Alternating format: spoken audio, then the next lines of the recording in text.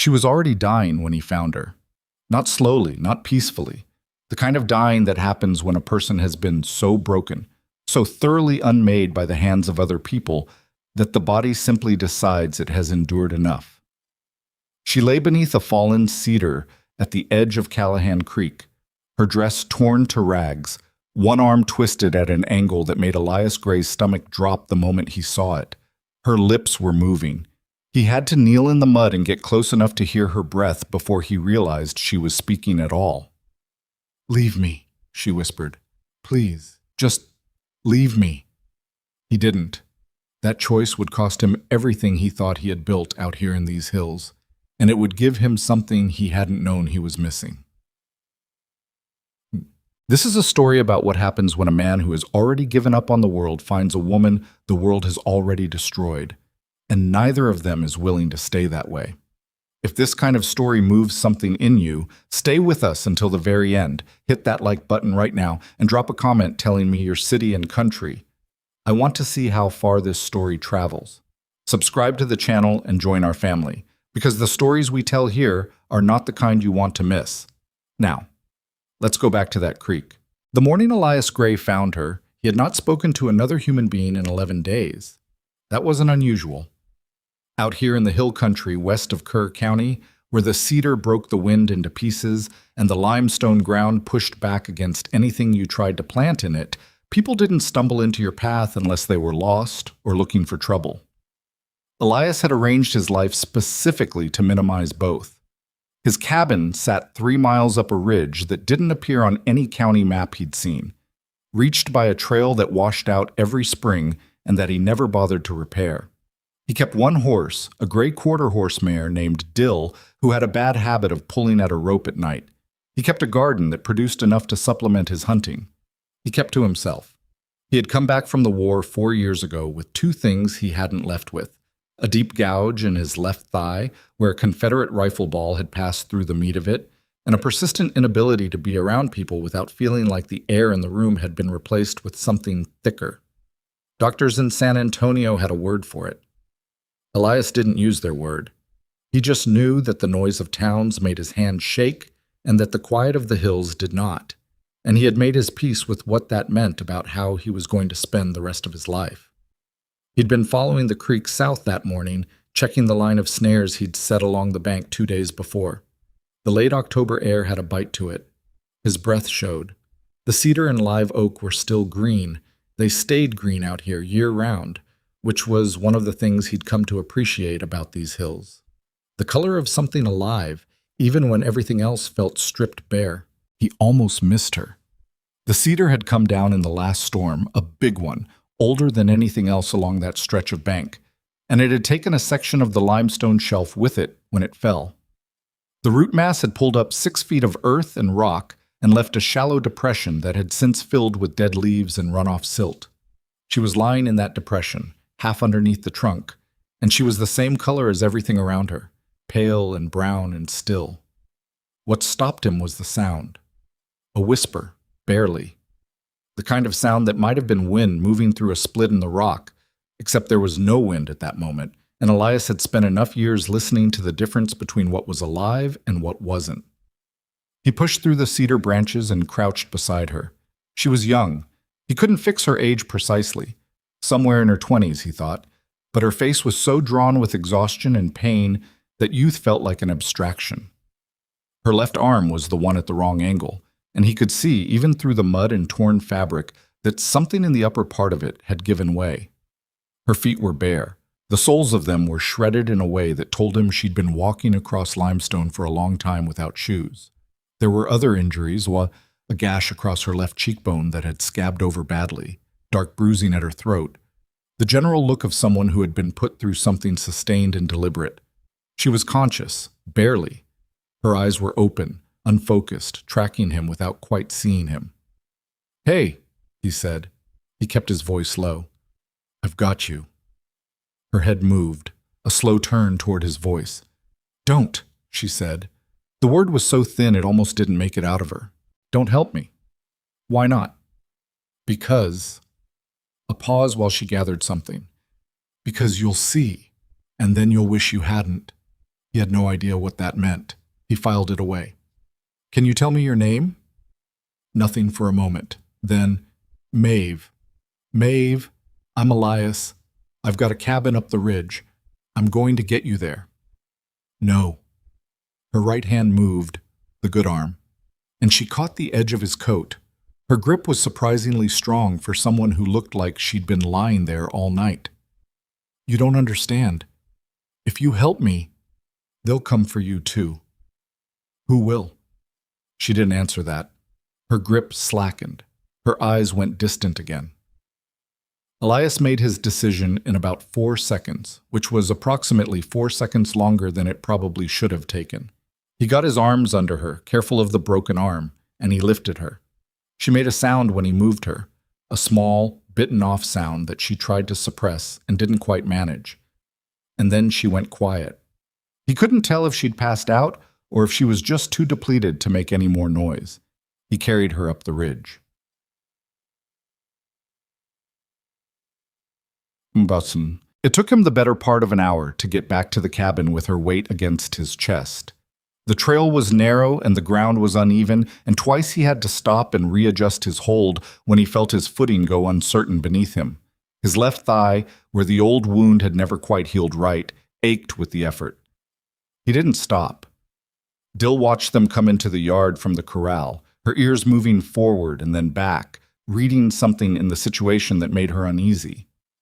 Elias carried Maeve inside and laid her on the bed. The only bed, a narrow thing he'd built himself from cedar planks and rope, and started a fire. She was cold to the touch. Not dangerously cold, but close. He worked methodically, the way he'd learned to work during the war when there was no surgeon, and you had to be the one who did what needed doing. He got the fire going first, then water in the pot. He cut away the worst of the torn fabric from her arm and her feet, working carefully, keeping his eyes on what he was doing and not on the rest of her, until he couldn't avoid it. The dress had been torn across the left side, from her shoulder down, and when he moved to clean the gash on her cheekbone, he saw it.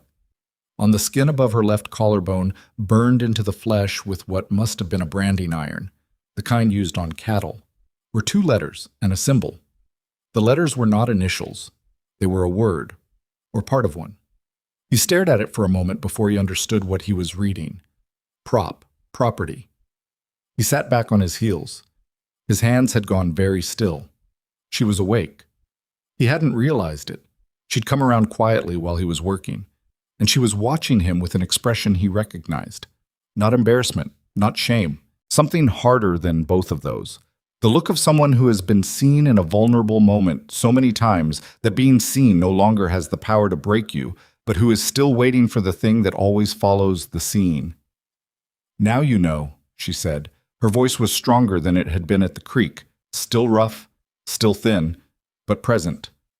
So go ahead. Go ahead and what? A pause. Something shifted in her face. Send me back. He said nothing for a moment, then, I don't know who you belong to, and even if I did, I wouldn't send you anywhere. She looked at him like he had said something in a language she didn't speak. Why not? He picked up the cloth and the water again. Because that's not how I do things. He nodded toward her arm. This is broken. I need to set it. It's going to hurt. A long moment. I know, she said. Setting a broken arm correctly required 2 people, ideally, and a willingness to inflict pain in the service of healing that Elias had always found personally disagreeable, even when necessary. He had a piece of leather she could bite down on. He had strips of clean cloth for wrapping. He had a straight cedar branch for a splint. What he didn't have was anyone to hold her steady. You're going to have to brace against the headboard, he told her, with your good arm, and don't let go no matter what. Can you do that? I've had worse done to me, she said. He didn't say anything to that. He just waited until she had her arm around the headboard, and then he set the bone as quickly and cleanly as he could. She didn't cry out. She made that bitten-off sound again, the same one from before. And she held onto the headboard with a grip that left marks in the wood. And when it was done, she was breathing through her nose in long, controlled pulls like someone who had taught themselves to manage pain from the inside.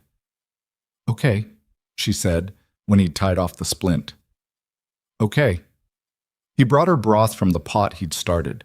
dried venison and some wild onion, nothing impressive. And she drank it without being told twice. The color was coming back to her face slowly.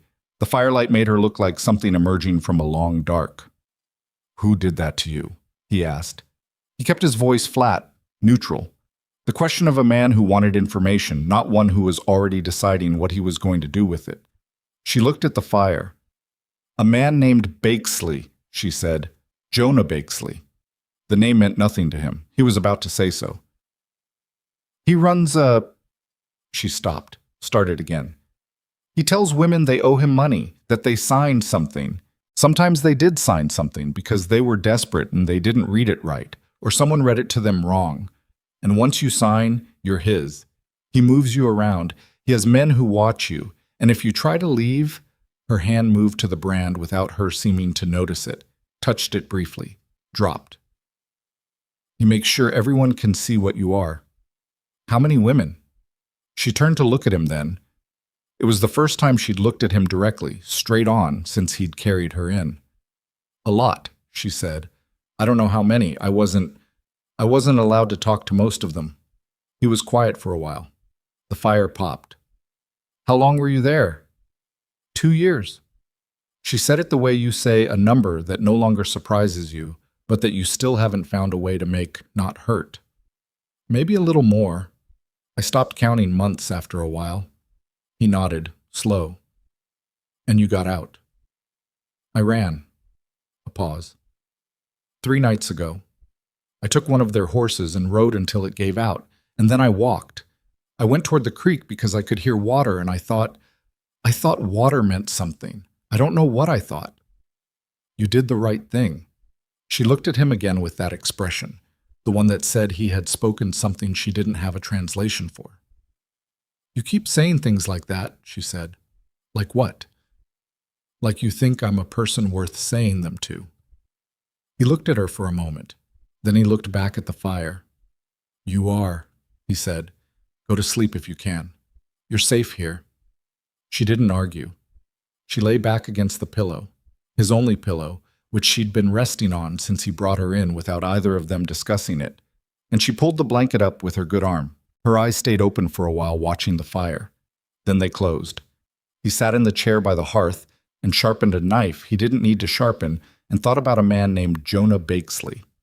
Outside, the wind came through the cedar and the creek ran cold, and somewhere down the ridge a nighthawk called once and went quiet. The fire settled into coals. Maeve's breathing evened out into something that might have been sleep or might have been the body's way of insisting on rest even when the mind wasn't ready. Elias sat there a long time. He had come to these hills to be done with things, done with people, done with causes, done with the particular pain of caring about outcomes you couldn't control. He had been very nearly successful. He sat with the knife in his hands and the fire going low and the woman breathing in his bed, and he thought about what she'd said. "Because you'll see. And then you'll wish you hadn't." He had seen. He did not wish he hadn't. That, he thought, was probably going to be a problem. She slept for 14 hours. Elias knew because he didn't sleep at all. He sat in the chair by the hearth through the long dark, feeding the fire in small increments, listening to the particular quality of her breathing change as her body moved from the ragged edge of collapse into something deeper and more healing. Around 2 in the morning, she made a sound. Not a word, just a sound, sharp and frightened, and her good arm came up like she was blocking something. Then she settled. He didn't move from the chair. By the time gray light started showing under the door, he had thought through most of what needed thinking. He'd also sharpened every blade in the cabin, mended a section of leather harness that had been sitting broken in the corner for 6 weeks, and drunk more coffee than was probably wise. His thigh ached from sitting in one position too long. He didn't change positions. When she woke fast, the way people wake when they've trained themselves to be immediately alert, because slowness had cost them something before. She sat up in the bed with her good arm braced and her eyes already scanning the room before she was fully conscious, and when her gaze landed on him in the chair, she went very still. "Morning," he said. A beat. Her breathing slowed. "You stayed up," she said. "I don't sleep much." She looked at him a moment longer, reading something in that, and then she pushed herself upright the rest of the way. Her splinted arm moved wrong when she tried to use it, and she winced and caught herself. How long was I out? Long enough. You needed it. She looked down at the splint, at the clean strips of cloth he'd wrapped it in.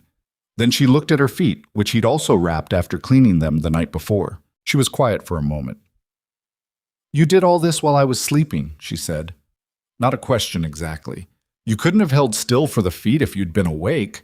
Too much glass and gravel in them. Something moved across her face that wasn't quite gratitude and wasn't quite suspicion. Somewhere in between. She was working out what to do with his existence. He could see that. Working out what category to put him in, and finding that none of her available categories fit. There's water on the stove, he said, and I can make more broth, or there's cornbread from yesterday if you'd rather have something solid. Cornbread, she said immediately, and then seemed faintly surprised at herself for answering that fast.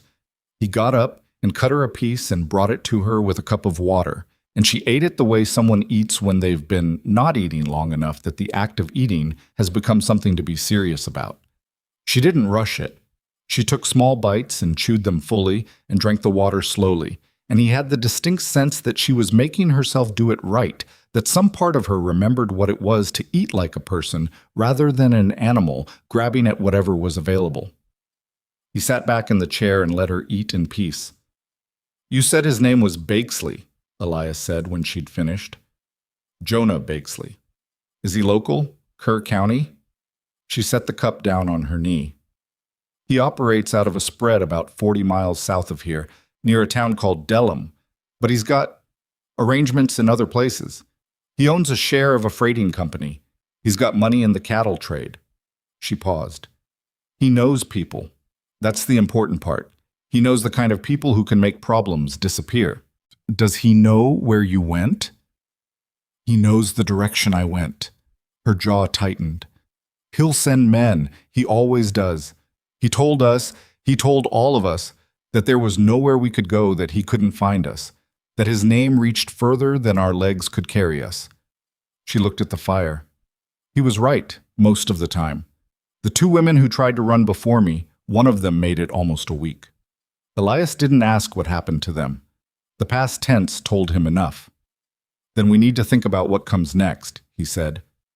I should keep moving. She said it with the flat certainty of someone repeating a decision they'd already made. I've already put you at risk just by being here. If his men track me to your place, you can't walk on those feet for another week at least. I can... No, he said, not harshly, just plainly. You can't. I've seen what you're walking on. You'd be back down in 2 miles. She pressed her mouth together. He could see her working through it, the calculation between the risk of staying and the physical reality of going and not liking either answer. Then I'm a problem you've inherited, she said. I've had worse problems. She looked at him. You don't know what he's like? No, but I know what men like him are like, and I know this ridge. He leaned forward, elbows on his knees. My land's not on any county record. The trail up here isn't marked. His men would have to know exactly where to look, and they don't know I exist. So for now, you're as safe as you're going to be anywhere. A long silence. The fire breathed. Why are you doing this? She said. Not accusatory, genuinely asking, like it was a question with an answer she actually needed to hear. He thought about it honestly. I don't know yet, he said, but I don't need a complete reason to do the right thing. She looked at him for a long moment. Then she looked away, out the small window above the bed, where the November light came in thin and clear. The last man who said something like that to me, she said, was the one who sold me to Bakesley. He didn't flinch from that. He just nodded. Then I'll have to show you the difference instead of telling you. The first few days were careful, quiet. They moved around each other in the small cabin with the studied awareness of 2 people who were not yet sure of the other's edges, where they could move freely and where they needed to give ground. Maeve was not an easy person to be around, and she didn't pretend otherwise. She was watchful in a way that never fully switched off, the way certain animals are watchful, not anxious exactly, but fundamentally alert, reading every shift in the room. When Elias moved suddenly, even just to get up from the chair fast, her head came up, and her good hand moved to whatever was closest to it. She caught herself every time. But the reflex was there, and it was deep, and both of them knew it. She also, very clearly, did not want to be cared for. The second morning, he came in from checking the snares to find her standing at the stove, one-armed, attempting to stir something in the pot with an expression of determined focus that was about half frustration. She'd managed to get the fire going herself. She'd gotten the pot filled with water, which must have been awkward as anything with only one working arm. "You could have waited," he said from the doorway. "I don't like waiting," she said, without turning around. He came in and hung his coat on the peg and said nothing else. He let her stir the pot. After a minute, she said, "The water's not hot enough yet." "Give it time." She gave it time. He sat down and started sorting through the snare wire he'd brought back, fixing a bent section. The cabin was quiet except for the fire and the occasional scrape of the spoon.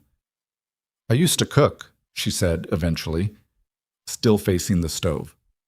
"Before. I was good at it." "What kind of things?" A small shrug of the one working shoulder. "Biscuits, stews. My mother made a blackberry jam that I never could quite replicate. The sugar ratio was never right." A pause. "She died when I was 16. I moved around a lot after that, took work where I could find it." He didn't push. She'd offered it on her own terms, and he understood that unsolicited sympathy would not be welcome. "I'm decent with biscuits," he said. "Not exceptional." She made a sound that was almost, not quite, a laugh. "I'll believe that when I see it." He taught her things over those first weeks, not because she asked, but because the hills offered lessons constantly, and there were only so many hours in a day, and it was easier to be doing something together than to sit in silence, letting the weight of what she'd been through fill the cabin air. He taught her how to read the snare line without disturbing it, how to approach from downwind, how to reset a sprung trap, how to tell by the ground whether something had been there recently. She was quick with it, quicker than he expected. She had good instincts, once her body started recovering enough to let them surface. She taught him things too, without seeming to realize she was doing it. She had an eye for detail he lacked. She noticed, on their third walk to the creek together, that one of the cedar trees on the east side of the trail had been recently scarred low on the bark, something scraping against it. A deer, maybe. Or a boot heel. He hadn't seen it. "You look at the middle distance," she told him, when he asked how she'd noticed it. "You watch for the obvious things, but the small things are what I learned to watch for." "Why?" She looked at him. "Because when a man's mood changes, it's the small things that tell you first, before his face does, before his voice does." She looked back at the tree. "I've had 2 years of watching for the small things." He didn't say anything. She kept walking. He went to town for the first time in 3 weeks on a Tuesday in late November, leaving before first light so he'd make it back before dark. Maeve was walking better by then. The feet had healed enough for short distances.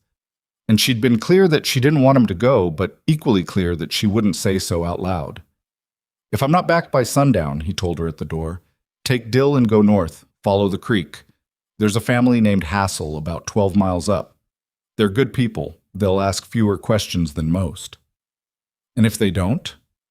"Tell them Elias Gray sent you." He paused. "They'll let you in." She stood in the doorway with her arms crossed.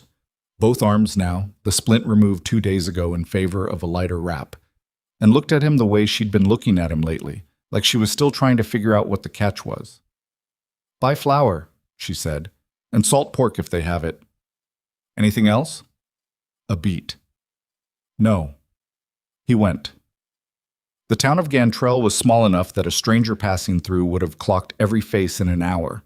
Elias had been buying supplies there for 3 years, and the people at the general store knew him well enough to extend credit and ask no questions, which was all he required of them.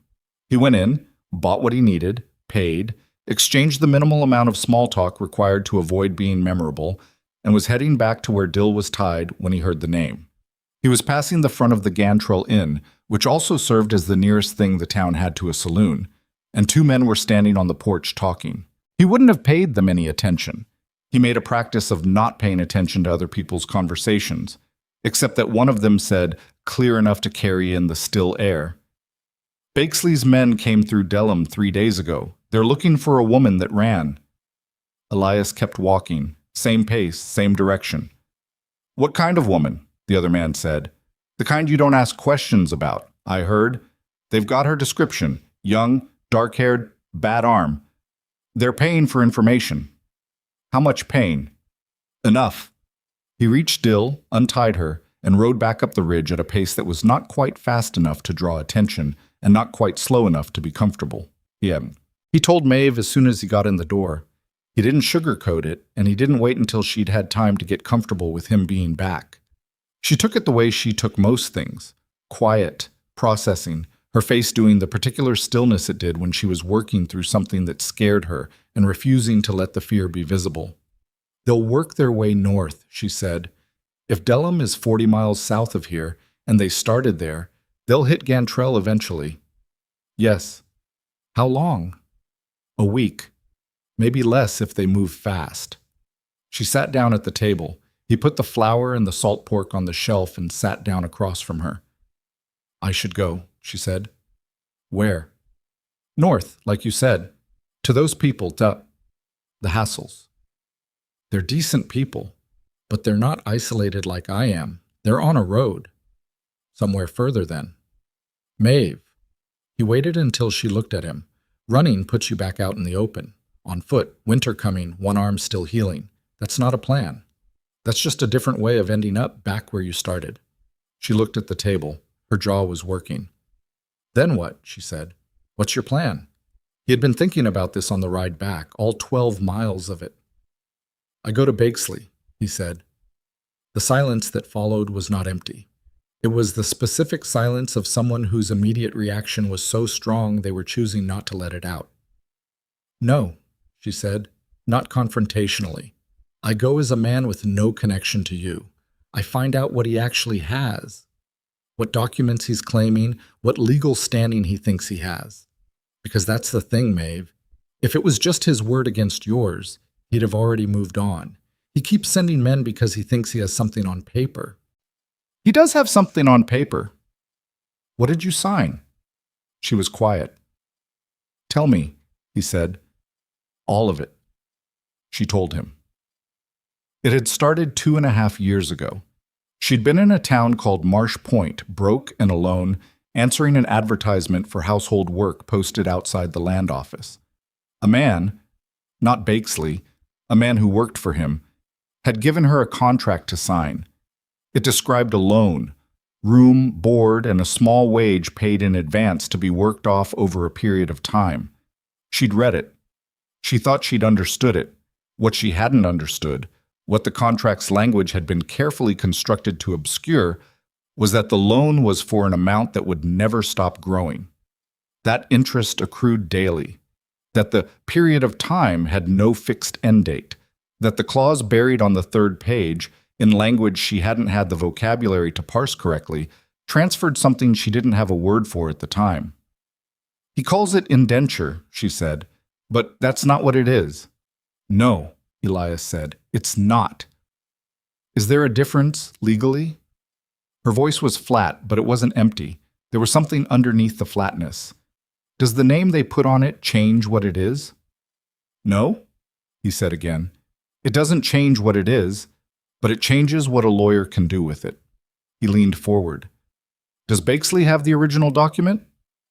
He kept everything. He kept every paper from every woman who came through. Then that's the problem. He sat back. And that's what we need to fix. She looked at him across the table. The fire was behind him, and the afternoon light was coming thin through the window, and she was looking at him the way she had that first morning when he'd said, "You are," like she was being offered something in a language she'd almost forgotten she'd ever spoken. You're talking about going up against a man with money and connections and armed men on his payroll, she said slowly. You're talking about that like it's a problem to be solved. Isn't it? A long pause. Most men look at that and decide it's someone else's problem, she said. I'm not most men. She looked at him a moment longer. No, she said quietly. I'm starting to see that. Outside, the wind moved through the cedar and down off the limestone ridge, and the afternoon light came through the window at a low angle, catching the dust in the air between them, and neither of them moved for a little while. There was something present in the room that hadn't been there before. Not comfort exactly. It was too early for that, too much still unsaid and unresolved between them. But something that was the beginning of what comfort might become if they both survived long enough to let it. Maeve was the one who looked away first. She pulled the salt pork toward her and started cutting it into pieces with the knife he'd left on the table, one-handed and efficient, like she'd made her decision about something, and the decision was to keep moving. "The flour," she said without looking up. "We're making biscuits tonight." "Tonight? I told you I used to be good at them." She glanced at him briefly. "I want to find out if I still am." He got up and got the flour down from the shelf. The biscuits were good. Not perfect. Maeve said so herself, turning one over in her hand and frowning at the bottom where it had browned unevenly because the stove ran hot on the left side, a flaw Elias had simply learned to work around and forgotten to mention. But good.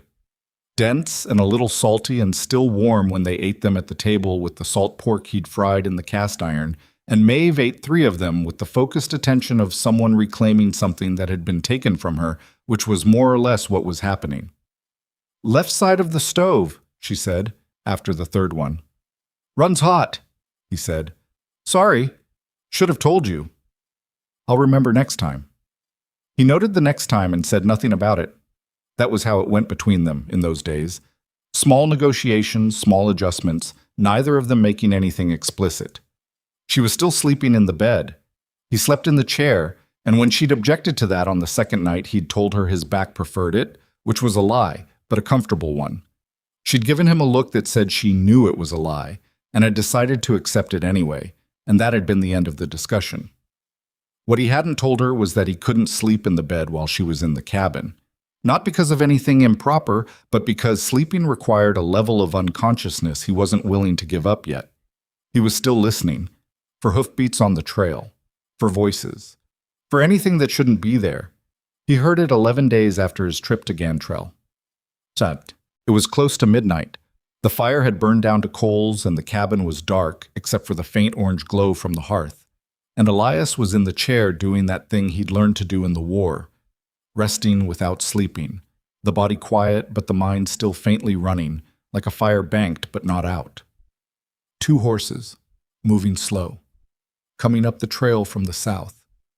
He was on his feet before the sound fully registered, moving in the dark without a light, the way he'd learned to move in the war when a light got you killed. He went to the window, just a square of oiled cloth tacked over the frame, not glass, and lifted the edge a fraction. 2 men, yes. Horses walking carefully in the dark, which meant they'd come a long way and were being cautious. Not local hunters. Hunters in these hills at midnight didn't move careful. They moved like they belonged. These men moved like they were looking for something they weren't sure they'd found yet. Elias went to the bed and put his hand on Maeve's shoulder. She came awake the same way she always did, instantly, no gradient, and her good hand came up and he said, very quietly, "Someone's coming.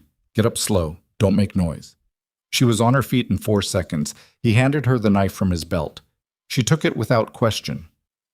"Corner behind the stove," he said, barely a breath. "If I go down, you go out the back window and you run for the creek. You understand?" She didn't move toward the stove. "Maeve, I heard you the first time," she said, voice below a whisper. "I didn't say I agreed." He didn't have time to argue with her.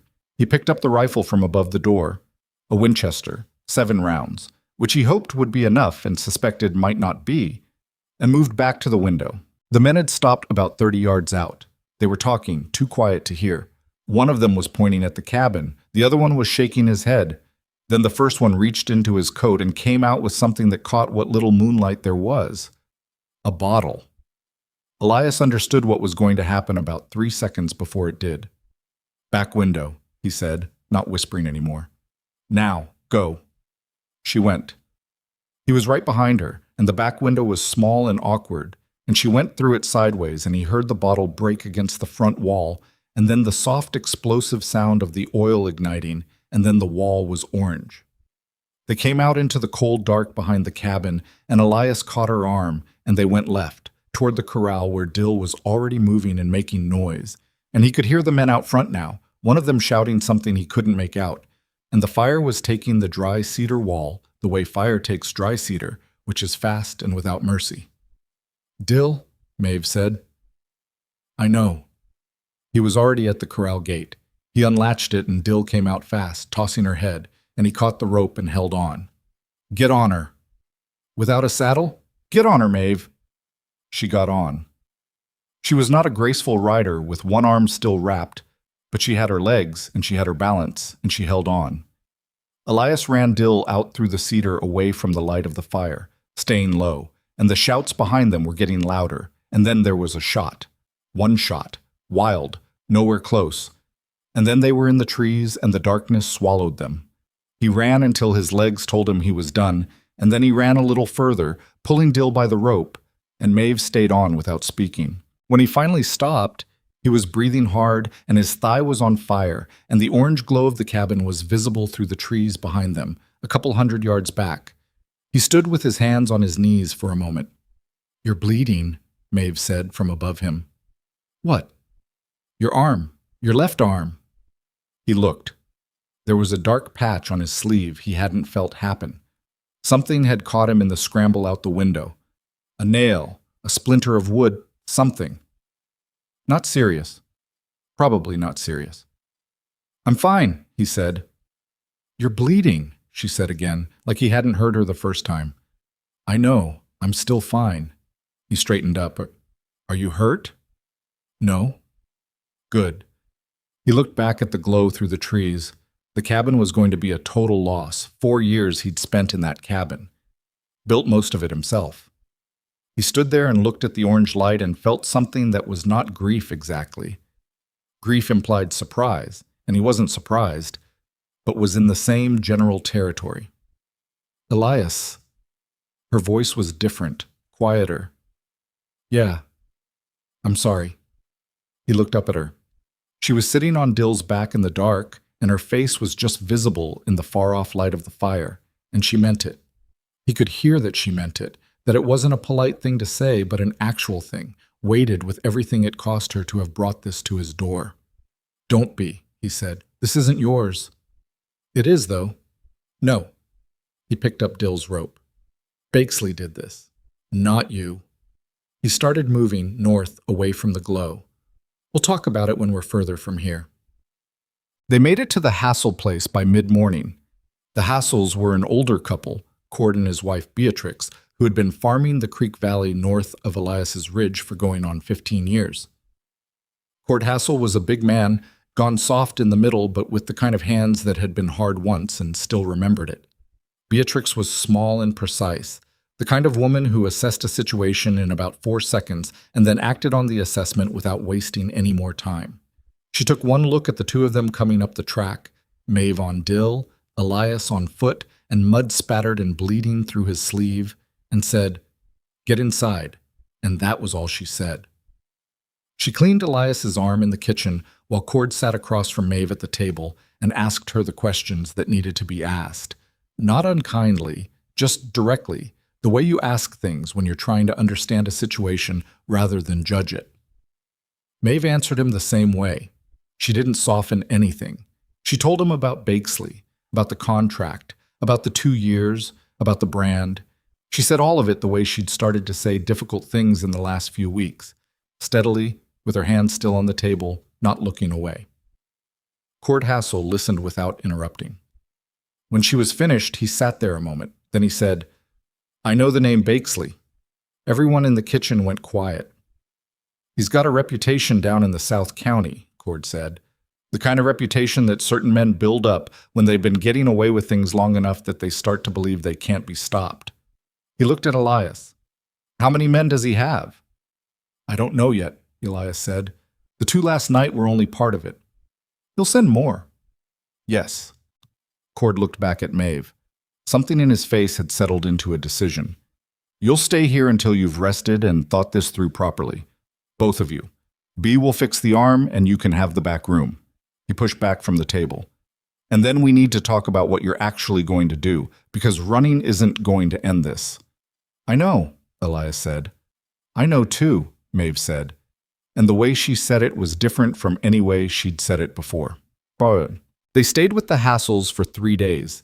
3 days of roof and warmth and Beatrix's cooking, which was better than anything that had come out of the cabin on the ridge, and Elias spent most of those 3 days thinking and a portion of them talking to Cord, who turned out to know more about Jonah Bakesley's operation than Elias had expected. Bakesley had been working the same scheme for almost a decade. He moved between counties, used different names for the same operation, kept his documents in enough legal gray area that no single lawyer had been able to build a case that stuck. He had the contracts, yes, but he also had something more valuable than the contracts. He had the silence of every person who'd ever seen what he did and decided it wasn't their problem. That's how men like him survive, Cord told him on the second evening. They were on the porch, the cold coming in off the hills, and Cord had a pipe going that he wasn't really smoking, just holding. It's not the money, it's not the lawyers, it's the silence. You take that away, everything else falls. The women who are still there, Elias said. If they talked, if their testimony was put in front of the right person, you'd need someone who could take the documents too, proof of what he's been doing with those contracts. He keeps everything at the main spread, according to Maeve. Cord looked at him sideways. You're talking about going there. Somebody has to. That somebody being you. I don't see a line of volunteers. Cord tapped the pipe stem against his teeth. There's a judge in the county seat at Alderton, name of Ferris. He's not a bought man, or at least I haven't heard that he is, and out here that's about as much guarantee as you get. He paused. If you could get the documents to Ferris, with testimony to back them up, the women who are still there, anyone who'd speak, that's a big if. Yes, it is. Cord looked at the hills. But I'll tell you something, Elias. You pulled that woman off your mountain last week with a broken arm and bare feet and someone else's trouble, and you burned your own house down rather than hand her over. You're already in it. Might as well see if you can come out the other side. Elias said nothing, which was, for him, about as close to agreement as he usually got. He told Maeve that night in the back room the Hassels had given them. She was sitting on the edge of the bed, and he was in the chair by the door, which was becoming a pattern between them, and he laid it out for her the same way Cord had laid it out for him. She was quiet through all of it. When he finished, she looked at her hands for a moment. The women at his spread, she said. Some of them won't want to testify. They'll be too scared. I know. And some of them won't be able to. He moves people around, and some of them will be too far gone to. She stopped. Her jaw tightened and released. What I mean is, you can't count on witnesses. I know that too. That's why we need the documents. The documents are in his office, which is in his house, which has men with guns in it. Yes? She looked up at him. I want to come with you, she said. No. I know his operation. I know the layout of the spread. I know where he keeps things because I cleaned that office for 6 months. Her voice was steady. You need me. He looked at her. She was right. He knew she was right, and she knew he knew it, and they both sat there with that knowledge for a moment. Your arm, he started, is healing. You can't shoot with it yet. I don't need to shoot. I need to navigate. She held his gaze. You go in there alone. You won't know where to look. You'll spend too long looking and someone will find you. But if I show you, we go in, we go straight to it, we go out, fast. He looked at her a long time. She didn't look away. You're sure, he said. Don't ask me if I'm sure like I'm a child, she said, not harshly, just firmly. I know what I'm asking to do. I know what's in that place. I'm asking anyway. The lamp was burning low between them, and the cold was seeping in under the door, and outside the Hassel farm was quiet, in the way that only the countryside is truly quiet. And Maeve Tucker sat on the edge of a borrowed bed and looked at him with eyes that had already been through enough to break most people twice over, and were still, stubbornly, looking forward. All right, he said. She nodded once, then, I want a gun. Can you handle one left-handed? I'm going to practice until I can. She said it like that was simply a fact she was establishing. He looked at her for a moment longer. There was something in her face he hadn't seen before, or hadn't seen in this form. Not the watchful alertness she always wore, and not the careful gratitude she'd been working through in the cabin. This was something else, something with an edge to it, something that had been buried under 2 years of survival and had now, finally, decided it was done being buried. She was not the woman he'd pulled out of that creek hollow. Or rather, she was. She was exactly that woman. Only that woman, it turned out, had more in her than either of them had known at the start. They left the Hassel farm on a gray Thursday morning, 4 days before the plan said they needed to be in position near Bakesley's spread. Beatrix fed them a full breakfast without making a ceremony of it, just put the food on the table and sat down and ate with them. And when they were ready to go, she pressed a folded cloth into Maeve's good hand. "What's this?" Maeve said. "Biscuit for the road," Beatrix said. "Don't argue." Maeve didn't argue. Cord walked them out to the yard. He'd found them a second horse, a broad-chested bay he called Mule on account of its personality, which was stubborn and impervious to alarm. And he'd put together what provisions he could. He shook Elias's hand and then he looked at Maeve. "You do what needs doing," he said, "and you come back this way when it's over." "Yes, sir," she said.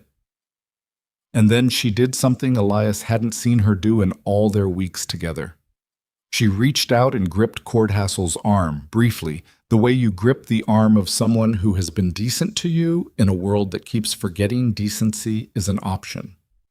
Then she turned the bay south and rode without looking back. Elias rode beside her. The morning was cold and the hills were still, and the tracks in the mud from the road ran south toward Bakesley's country, and neither of them spoke for a while. There was nothing that needed saying yet. The time for saying things was later. Right now there was just the road and the cold and the sound of 2 horses moving south in the early gray light. He had come to these hills to be done with things. He looked at the woman riding beside him, jaw set and eyes forward, heading back toward the place that had broken her, and thought about what that meant. About the strange math of a life that leads you away from everything and then shows you there was a reason for the direction. He didn't say any of that. He wouldn't have known how. But he rode beside her, and that was enough for now. They rode south for 2 days. The hill country changed as they went, the cedar and limestone giving way to flatter ground, the sky opening up in a way that Elias had forgotten about after years on the ridge where the hills kept the horizon close. Out here, the land was wider, and the wind had more room to run, and it was cold in the open way that flat country is cold, not the biting cold of elevation, but a steady, sapping kind that got into your coat and stayed there. Maeve rode without complaint. She was not a fluid rider, and she knew it, and she'd said so once on the first day when the bay had stumbled on a rut, and she'd grabbed the saddle horn with her good hand to steady herself. "I'm better on foot," she'd said matter-of-factly, and then she'd adjusted and kept going. She didn't make excuses for her limitations. She just named them and worked around them, which was, Elias had come to understand, simply how she moved through the world. She talked more on the road than she had in the cabin. Not constantly. She wasn't a constant talker, but in the long stretches of riding where silence became its own kind of weight, she would say things. Small things, mostly. Observations about the country they were passing through. Questions about the plan. Occasionally something personal offered without preamble, like she'd been turning it over for a while and had decided it was all right to let it out. On the afternoon of the first day, she said, "I used to think if I ever got free, I'd go somewhere completely different, somewhere with water, the coast, maybe." "What changed?" Elias said. A pause. "I think I stopped planning for futures I didn't believe in." She looked at the road ahead. "When you're in a situation like that, you stop being able to imagine forward. You can only see the next hour." He understood that. He'd had his own version of it after the war, the inability to project any further than the immediate present, not because the future was frightening, but because it had simply stopped feeling real. "Do you believe in it now?" he asked. She thought about it honestly. "I'm starting to," she said. "Sometimes." That was all she said about it. And he didn't push. Mott. They camped the first night in a dry wash about 12 miles north of Delham, off the road in a stand of scrub oak that gave them cover and windbreak both. He built a fire small enough to not be visible from a distance, and she made coffee with the supplies Beatrix had packed, and they sat on opposite sides of the fire eating salt pork and the last of the biscuits and not talking much.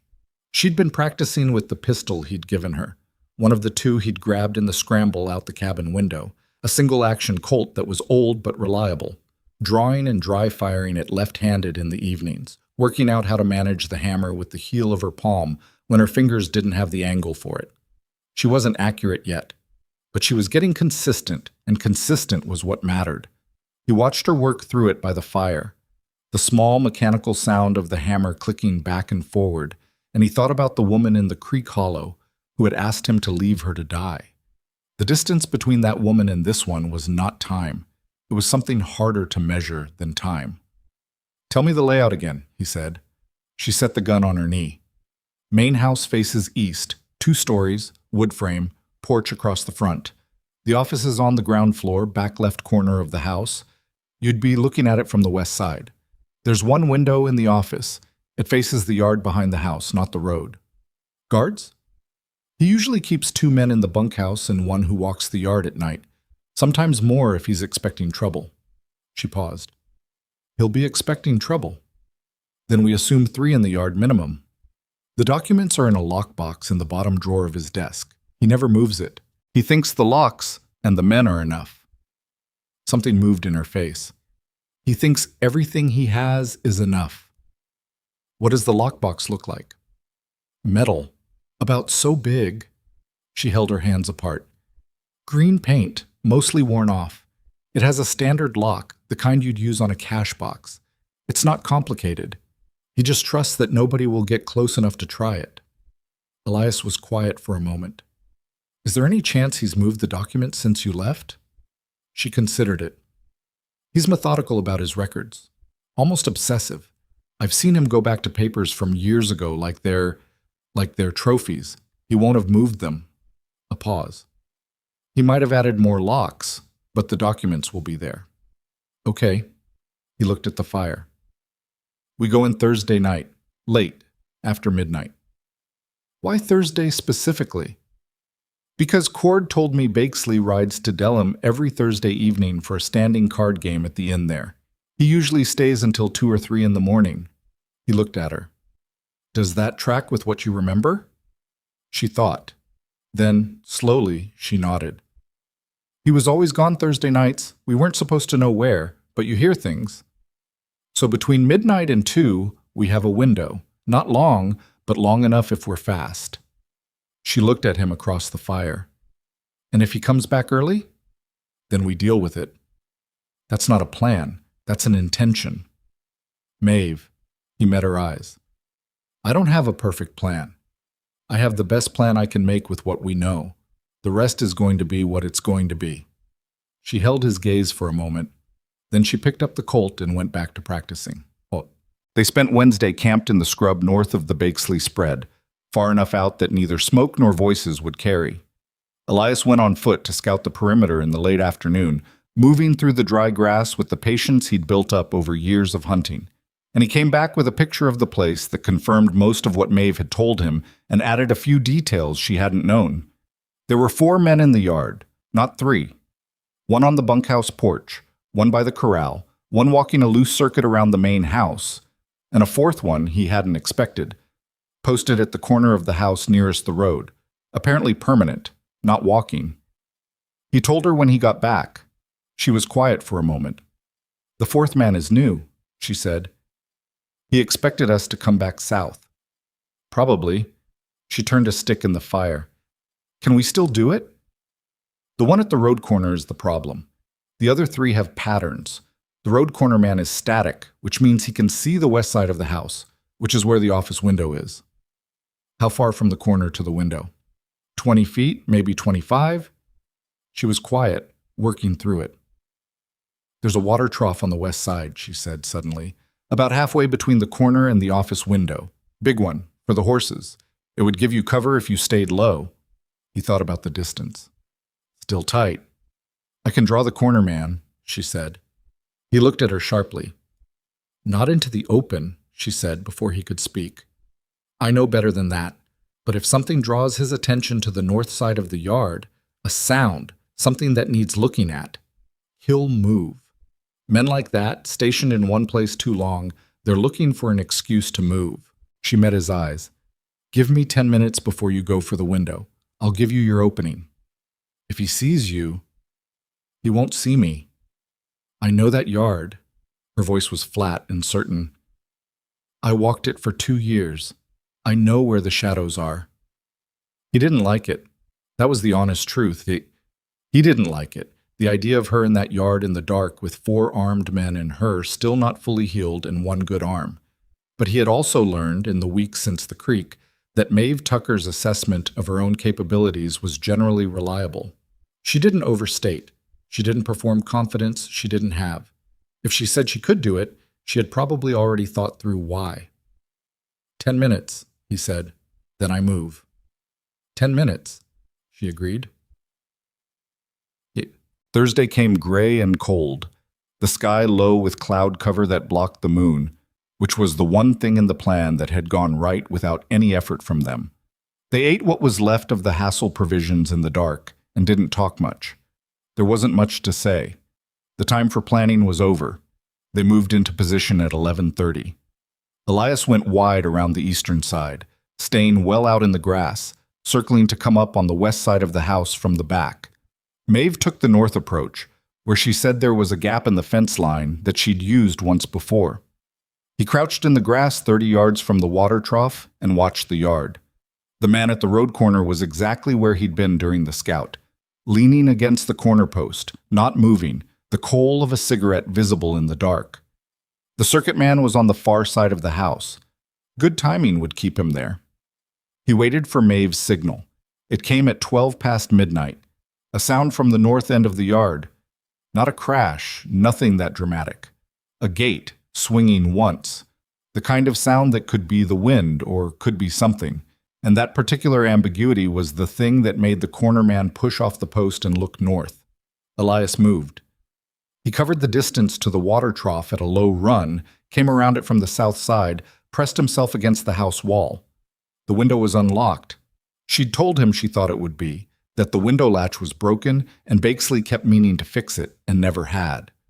It opened inward when he worked the blade of his knife under the frame, and he was through it in 4 seconds and standing in the dark office.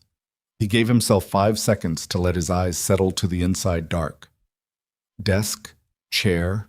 The lockbox was exactly where she'd said it was. Bottom drawer, left side. He had the drawer open in seconds and the lockbox in his hands. The lock was simple, the kind he'd opened before with a piece of bent wire, and he'd brought a piece of bent wire. His hands were cold and not quite steady, and it took him longer than it should have, kneeling there in the dark with the sounds of the yard outside. But then the lock gave and the box opened. Papers. A thick stack of them. Contracts, folded and organized with a care that told you exactly what kind of man Bakesley was. Someone who prized his own record-keeping, who believed the paperwork made what he did legitimate. There was more than just contracts. There were ledgers, pages of figures, names, dates, locations, the full accounting of a decade's worth of what he'd built. Elias took all of it. He stuffed it inside his coat against his chest and closed the empty lockbox and put it back in the drawer, which he closed, and he was out the window and pressed against the outside wall in under 2 minutes from the moment he'd come in. The corner man was back at his post. The circuit man was coming around from the far side. Elias did not move. He pressed into the shadow of the house wall and made himself nothing, the way the war had taught him. The way you make yourself part of the dark by simply deciding that is what you are and letting your body believe it. The circuit man walked past 12 feet away and didn't look at the wall and kept walking. When the man's back was to him, Elias went back through the grass the way he'd come. They met at the horses. She was there before him, holding both sets of reins, and when she saw him come out of the dark at a run, she exhaled something that wasn't quite a sound. "You got it?" she said. "I got it." He patted his coat. She looked at his face a moment. Something moved through her own, relief, but layered over something else he didn't have an immediate word for. Like relief was too simple for what she was feeling. Ride, he said. They rode. They didn't stop until they were 10 miles north, and the gray pre-dawn was starting at the edge of the sky. He pulled up, and she pulled up beside him, and they sat there for a moment, breathing hard, the horses blowing steam in the cold. He pulled the documents out from his coat and handed the stack to her. She held them for a moment without looking at them. "That's it," he said. "That's everything he has on all of them."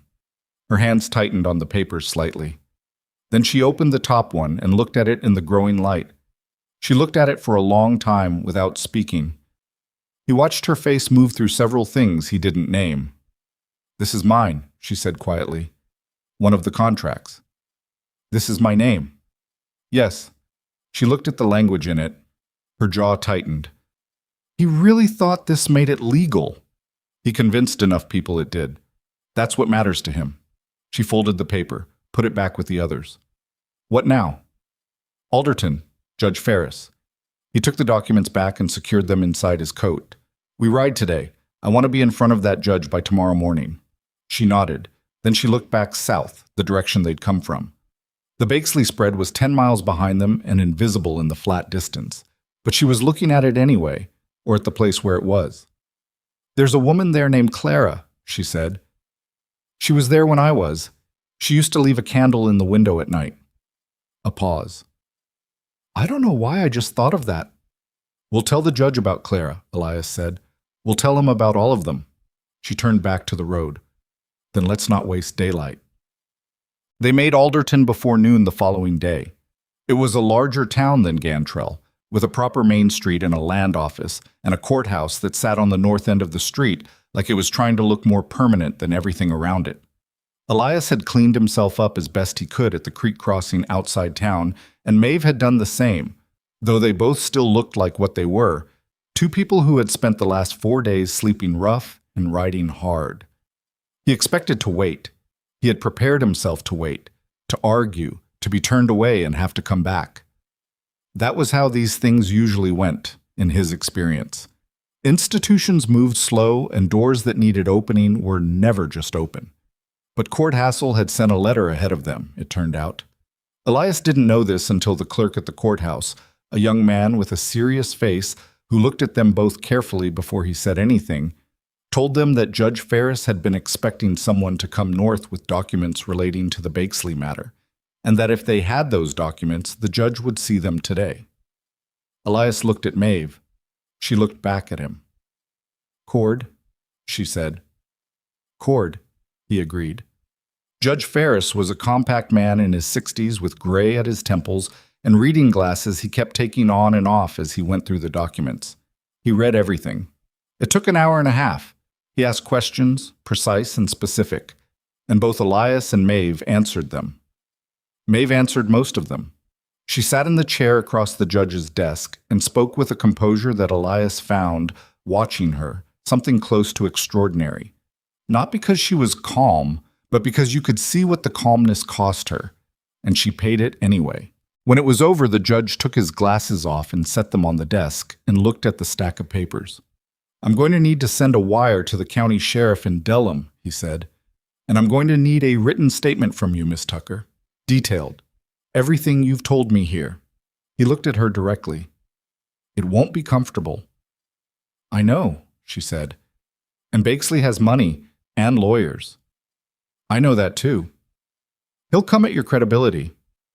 "Then I'll give him a credibility he can't come at." She held the judge's gaze. "Everything I've told you is true. Every word of it. You put me in front of anyone who asks, and I'll say it again the same way." The judge looked at her a long moment. Then he nodded once and put his glasses back on. "Start writing," he said, and pushed a blank page across the desk. She picked up the pen. Outside the courthouse window, the afternoon light was falling on Alderton's main street in long, flat bars, the way winter light comes in from the south. Low and indirect, not warm exactly, but present.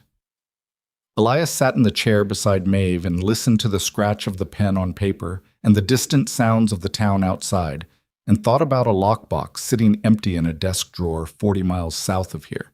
Bakesley would find it.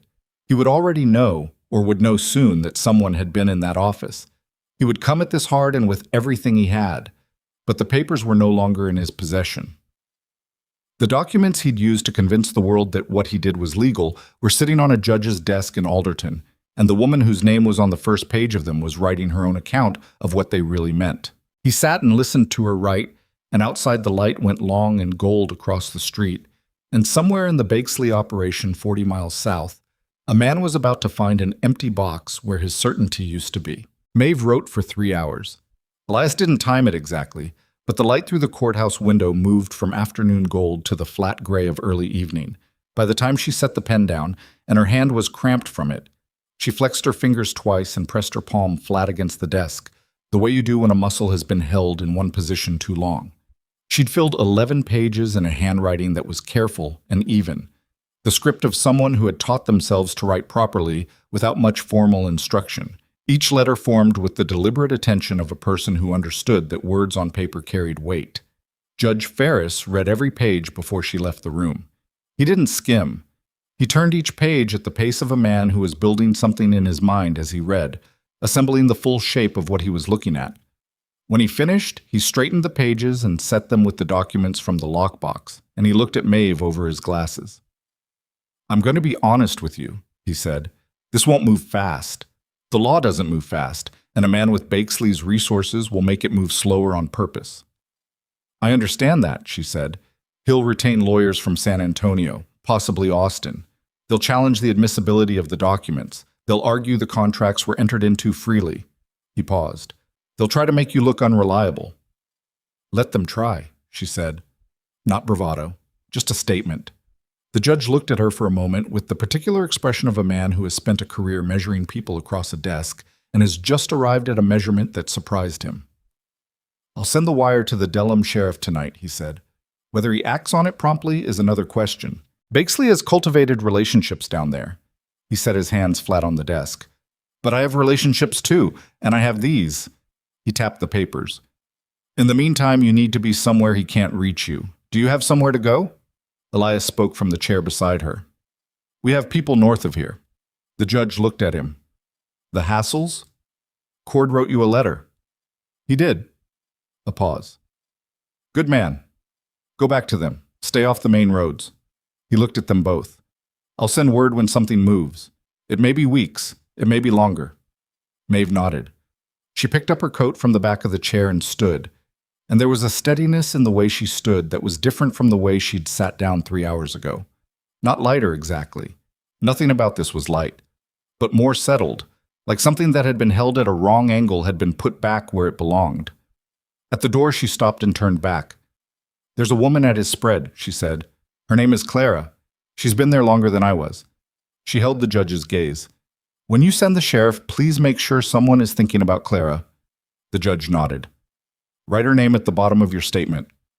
"I already did," Maeve said. "I wrote all of them." Bakesley found out about the empty lockbox faster than either of them had expected. They were 2 days back at the Hassel farm when Cord came in from a supply run to Gantrell with the news. Not specific news, more the shape of news. The kind that travels through small communities in fragments and inference. Someone passing through town had mentioned that there was movement down south, that men on horseback had come through Delham asking questions, that the name Bakesley was being spoken in connection with some kind of trouble involving a judge in Alderton. "He's running," Cord said at the kitchen table. "Or he's fighting. Those are his two options." "He won't run," Maeve said. She was sitting across from him with a cup of coffee she hadn't drunk yet, holding it with both hands now. The wrapped arm was nearly healed, down to a thin bandage she mostly wore out of habit. "That's not who he is. He'll fight." "Then he'll come here," Elias said. "Maybe not here specifically," Cord said. "He doesn't know you're here. He knows we went north." Elias looked at the table. "He's methodical. He'll work north from where the cabin was. He'll ask questions. He'll find people who've seen us." Cord was quiet for a moment. Then Beatrix, who had been standing at the stove with her back to them this whole time, said, without turning around, "Then we'll be ready for him." Nobody argued with that. They had 8 days. 8 days in which the Hassel farm became something it hadn't been before. Not just a farm, but a position, a place being held by people who had decided they were not going to be moved from it. Cord had 2 neighbors within riding distance, men he'd known for years, and he brought them in quietly, explained what was happening in the same plain way he explained everything, and they stayed. Not an army. 4 men total, plus Maeve, plus Elias. But they knew the land, and they had the high ground on the eastern side where the road came in, and they had a week to prepare. Maeve surprised everyone, including herself. She had been practicing with the colt every morning since they'd left the scrub camp south of Delham, and what had started as uncertain and awkward had become something else through sheer repetition and the particular stubbornness she brought to anything she decided to learn. She was not a marksman. She was not going to hit anything at distance. But inside 30 feet, left-handed, with her palm working the hammer in that way she'd figured out for herself, she was consistent. And consistency, as Elias had told her the first time she'd put 3 rounds into the same knot on a fence post, was more useful in a crisis than talent. "You're pulling left on the exhale," he told her one morning, watching her reload. "I know, I'm working on it. Drop your shoulder before you pull." She tried it. The next round hit half an inch right of where she'd been grouping. "Better," he said. "Don't be condescending about it," she said, without any real heat. "I wasn't." "You had a tone." He thought about it. "I didn't mean a tone." She looked at him sideways. "I know you didn't." She reloaded and raised the gun again. "You never mean one. That's what makes it a tone." He stood there a moment, not entirely sure how to respond to that, and then decided not to respond to it at all, which seemed to be the right call because she was already focusing on the fence post again. The thing between them had not been named. He didn't think it needed to be, not yet. Maybe not ever, in the way that people sometimes name things to own them, and sometimes name things to ruin them. What it was had been building in the space between their conversations and their silences, and the particular way she'd started looking at him when she thought he wasn't watching, and the particular way he'd started looking at her when he was certain she wasn't. It was not uncomplicated. Both of them carried damage in different shapes, and both of them knew it, and there was an unspoken agreement between them that those shapes needed more time before they'd know if they fit together or just overlapped in ways that caused new problems. But it was there. It was real. And both of them knew that too. Bakesley came on a Tuesday morning with 6 men. Not quietly, not at night. He came in the full morning light down the road from the south, and he came with the deliberate visibility of a man who believed his own authority was sufficient to the situation. That showing up with numbers and money and the general projection of someone who is owed something was itself a form of power. Elias saw them from the ridge east of the farm and came down at a run. They had maybe 10 minutes. He found Maeve already on the porch, with the colt at her hip, watching the road. 6, he said. I counted. She didn't look at him. Bakesley's on the gray horse in the front. He looked. She was right. He'd never seen the man before, only known his name and his works, and there was a moment of strange clarity in seeing him made physical. A man in his 50s, well-dressed for the road, not large, but sitting in the saddle with the ease of someone accustomed to being looked at, to having things arranged around his presence. He had the kind of face that had probably been pleasant once and had curdled slowly over years of getting what it wanted. Cord's neighbors were in the barn and behind the fence line on the east side. Cord himself was at the corner of the house with his rifle.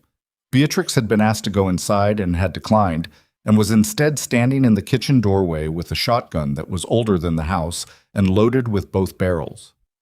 Bakesley pulled up in the yard and looked at the arrangement before him with a kind of practiced assessment that didn't show much. I'm looking for a man named Elias Gray, he said. His voice carried well, accustomed to projecting. And a woman named Maeve Tucker. You found them, Elias said from the porch. Bakesley looked at him. Then he looked at Maeve, and something shifted in his face. Not surprise exactly, but a recalibration. She had changed from whatever his men had described to him. Whatever picture he'd been carrying of the woman who had run from his operation, the woman defined by 2 years of what he'd done to her, the picture was no longer accurate, and he could see that immediately. She was standing on a porch in the free morning light with a gun on her hip and her chin level, and she was looking at him the way he was not accustomed to being looked at by any of the women who came through his hands, like he was a problem she had already thought through. "Miss Tucker," he said. His voice shifted slightly, aiming for something avuncular, reasonable. "I think there's been a significant misunderstanding about the nature of your arrangement with me. A legal contract. Judge Ferris in Alderton has the contract," she said. "He has all of them. He has the ledgers too." A silence. The men behind Bakesley were still. The yard was very quiet. Something moved across Bakesley's face. Not quite fear, not yet, because men who have operated unchallenged for a long time have a certain lag between the arrival of danger and the recognition of it. But something. A fault line. Opening. "Whatever you think you took from my office," he started. "I know exactly what I took from your office," Elias said. "Because I took it. The lockbox, bottom drawer, 11 years of contracts and a ledger that accounts for every woman you've run through your operation by name and date and what you charged them against debts they couldn't possibly repay." He came down off the porch one step. "The judge has all of it. He's already sent wires. The sheriff in Delham may be your man, but Ferris isn't. And Ferris has enough now to bring in men who don't have any relationship with you at all." Bakesley sat on his gray horse and looked at Elias, and then he looked at Maeve. And there was a moment, a specific, identifiable moment, when the thing he had believed about his own position met the reality of what was actually standing in front of him, and they did not match. "You have no idea," he said, and his voice had changed, "how many people I know, how many people owe me. You're a nobody on a dirt farm, and she's a Be careful," Cord said from the corner. He hadn't moved, but his voice had a quality that made the man to Bakesley's left flinch. "She's a woman who signed a legal document," Bakesley said, redirecting, but the rhetorical momentum was gone from it. "She's a woman with a brand burned into her skin," Maeve said. She said it flat and clear, not for Bakesley's benefit. He knew what he'd done. She said it so the 6 men behind him could hear it. "She's a woman who spent 2 years being moved from place to place and told she owed money that was designed to never go down. And she's got 11 pages of her own testimony sitting with that judge that describe exactly what your operation looks like from the inside." She looked at the men behind him. "How many of you knew what you were hired into? And how many of you want to be sitting in front of a judge answering for it?" The yard was very quiet. 2 of the 6 men behind Bakesley exchanged a look. Bakesley turned in his saddle to look back at his men, and what he saw there, whatever he saw in the specific quality of their stillness, told him something he hadn't known when he'd ridden up the road. He looked back at the porch. "This isn't over," he said. "No," Elias said. "But this part of it is." Bakesley sat there one moment longer. A man who had built a decade of power on silence and intimidation and the willingness of people to look away, confronted with people who were not looking away, and finding that his tools did not work the way they used to. He turned his horse. He said something to his men that Elias couldn't hear. 2 of them stayed behind on horseback, looking uncertain. The other 4 rode south with him. The 2 who stayed looked at each other and then at the porch. "We're not part of this," one of them said. Young man, couldn't have been more than 20. I was hired for road work. I didn't know the full—" He stopped, swallowed. "We're leaving." "Go," Cord said, "and don't come back this way." They went. Mustang. Jonah Bakesley was arrested 6 days later in the town of Marsh Point, 40 miles southeast of Delham, by 2 men sent from the state attorney's office in Austin who had been given the ledgers and the contracts and Maeve's 11-page testimony and who had, as Judge Ferris had quietly arranged, no existing relationship with anyone in South Kerr County. He was not arrested quietly. He had a lawyer present within the hour, and within the week there were documents and counter-documents and the machinery of legal obstruction running at full speed because Bakesley was exactly the kind of man who had prepared for the possibility of being caught and had salted money and favors into places that would take time to root out. But the documents were in the hands of the court, and the documents did not lie because they were his own records, and he had kept them with the meticulous care of a man who believed in their permanence. Every name, every false debt, every contract written to obscure what it was actually doing. Every payment, every transfer, every note that told the story, he had believed no one would ever read against him. There were 14 women named in the ledgers, The court found 9 of them. 5 came forward to testify. Clara, the woman Maeve had written at the bottom of her statement, the one who had left a candle in the window, was one of the 5. Maeve never met with Clara in person during the legal proceedings, at the lawyer's direction. But she wrote her a letter, and Clara wrote one back, and Maeve read it at the kitchen table in the Hassel farmhouse on a cold morning in January and didn't say anything for a long time after. "What did she say?" Elias asked from across the table. Maeve looked up. Her eyes were red at the edges, but dry. "She said she's going to her sister's in Missouri when it's done." A pause. "She said she'd been waiting to be allowed to go there for 3 years. He nodded. "She said thank you," Maeve added. "She said to tell whoever helped that she said thank you." He looked at the table. "She doesn't need to thank anyone." "I know, but she wanted to say it anyway." Maeve folded the letter carefully. "People need to say things sometimes, even if you tell them they don't have to." He thought about that. "Fair point," he said. She looked at him. One of those looks, the kind she'd been giving him more often lately, that had a directness in it that still sometimes caught him off guard, even though he should have been accustomed to it. "You should know," she said, "that I'm going to need to say things sometimes too, when I'm ready." "I know that," he said. "I'm telling you because I want you to actually know it, not just say you know it." He held her gaze. "I actually know it."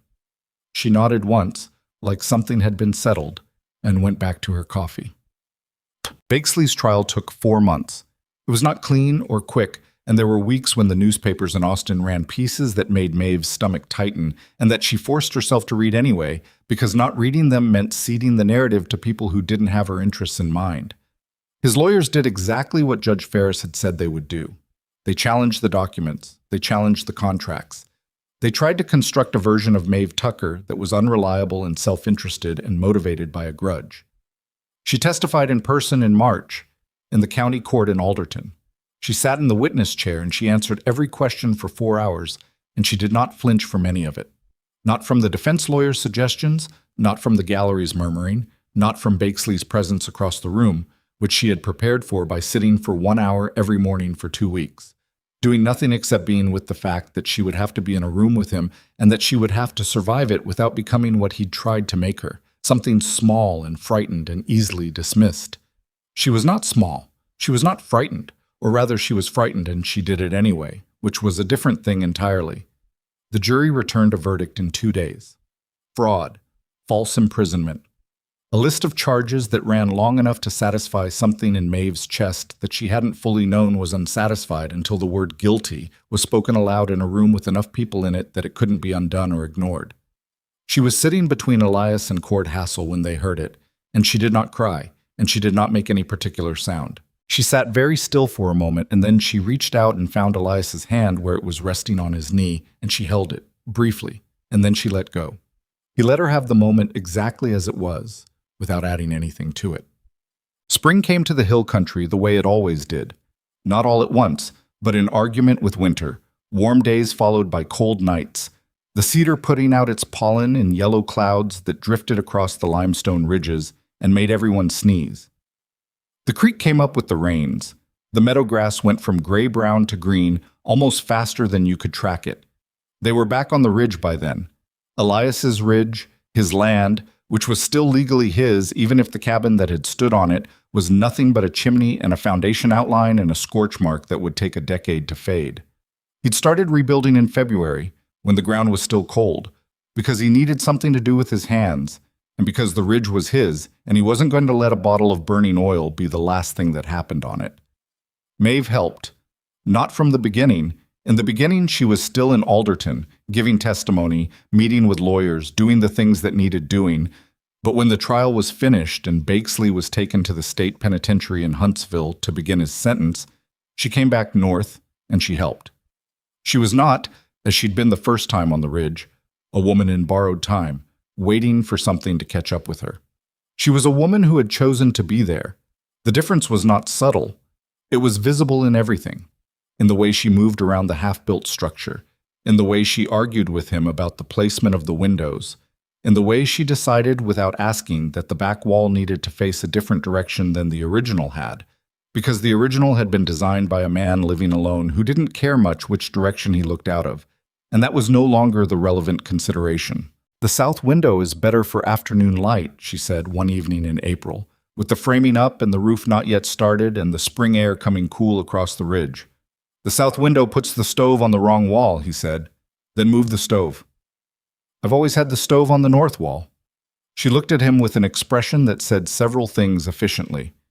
"You lived alone for 4 years on a mountain and didn't talk to anyone for weeks at a time. Your previous preferences are not a strong argument." He thought about that. "The stove can go on the east wall," he said. "Thank you," she said. "Don't thank me like I've given you something. I'm thanking you like you've made a reasonable decision that benefits both of us," she said. "There's a difference." He looked at her in the spring light, on the ridge that was half rebuilt around them, and he thought about the creek hollow and the cedar tree and the woman who had begged him to leave her there. He thought about 11 pages of testimony written in a careful hand by lamplight. He thought about 2 horses riding south in the early morning and a lockbox full of evidence, and a man sitting in front of a judge in Alderton, and the sound of a verdict spoken aloud in a room full of people. He thought about all the specific things a life was made of, and how badly you could misjudge which ones were going to matter. "Maeve," he said. She looked at him. There were things he wasn't good at saying. He knew this about himself. The war had compacted something in him, pressed the words down until they sat low and heavy, and came out slowly when they came out at all. She knew this too. She'd had months of watching him say things the long way around, or not say them and mean them through other means, and she had learned to read the second language as fluently as the first, but some things needed the direct version. "I want to ask you something," he said. She waited. "When all this is built," he said, "and when we've had enough time to be sure we're not just 2 people who needed the same thing at the same time, I want to ask you properly. Not yet. But I want you to know that's where I'm heading." She looked at him for a long moment. The spring wind moved through the cedar below them and came up the ridge and moved her hair, which she'd started wearing down more often since the trial, and she stood there with her arms crossed in the particular way she crossed them when she was thinking. "That's a very careful way of proposing something you're not proposing yet," she said. "Yes.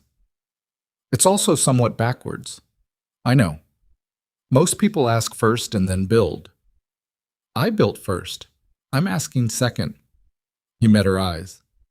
"That's how I do things, apparently."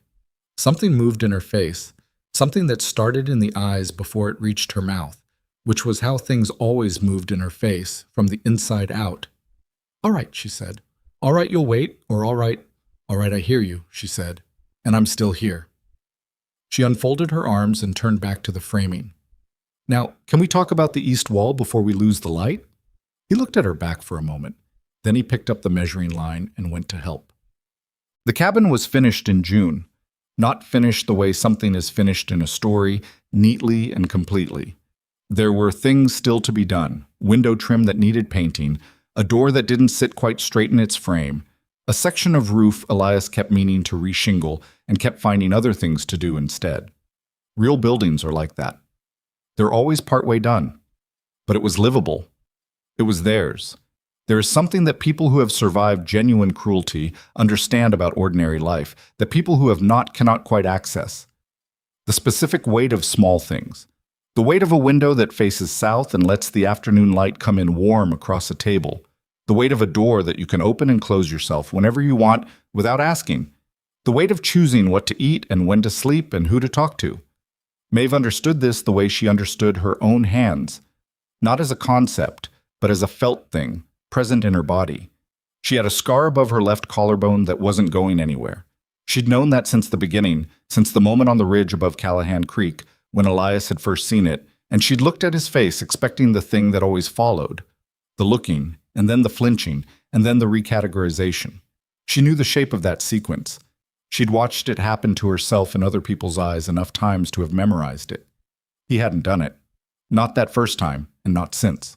What he'd said instead, without saying it in so many words through every practical act and every conversation and every night sitting on opposite sides of a fire, talking about things that mattered and things that didn't, was that the scar was part of the accounting of who she was, and the accounting was not a debt, it was a record, and records belong to the person they described.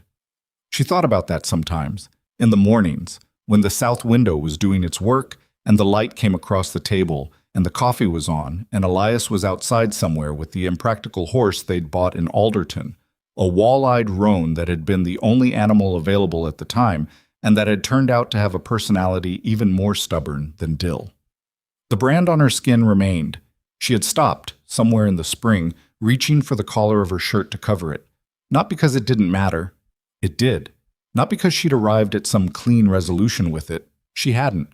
But because she'd started to understand that you don't always get to be done with the things that were done to you. You just get to decide how much of your going forward they're going to take up. Some days it took up more, and some days less. That was the truth. And it was not as tidy as a different kind of story would require. But it was real. And she had decided she preferred real. In June, on a warm evening after the cabin was finished enough to call finished, Elias came in from outside and stood in the doorway for a moment looking at her where she sat at the table with a book she'd borrowed from Beatrix Hassel. "I have something for you," he said. She looked up. He came to the table and set something down in front of her. A ring, small, simple, made from metal that had been worked by someone who was not a jeweler but who was patient and had good hands. She looked at it, then at him. "What is this from?" she asked. "My old campaign medal," he said. "From the war. I didn't want it anymore. Didn't want the thing it was connected to." He paused. It seemed like it should become something else. She looked at the ring for a long moment. The metal was hammered smooth, uneven in the way that handmade things are uneven, the imperfections visible as proof that a person made it. "Is this the proper asking?" she said. "If you want it to be." She picked up the ring, turned it in her fingers, set it back down and looked at him. "I want it to be," she said. He sat down across from her at the table in the cabin on the ridge, with the south window letting in the last of the evening light and the cedar below them moving in the night wind that was just starting to come down off the hills. There was no ceremony to it, no one watching, just two people who had found each other in a particular way and had decided with full knowledge of their own damage and their own stubbornness and the specific difficulties of who they each were to keep going in the same direction. She put the ring on. Some things are like that. They don't announce themselves. They don't resolve into perfect clarity. They just become part of the daily fabric, the south window, the stove on the east wall, the ring made from something that used to mean one thing and now meant another. The creek still ran below the ridge at night. The cedars still broke the wind. The hills were still there in the morning, indifferent and old and present. And on that ridge, in that imperfect cabin with the door that didn't sit quite right, two people who had both been through the kind of things that make you stop believing in the future slowly, stubbornly, without much fanfare, built one anyway. That is what survival looks like, most of the time. Not a single moment of triumph, not a clean ending. Just the choosing, again and again, to be here, to stay, to let the window face south because the light is better, and the light matters, and you are still alive to see it.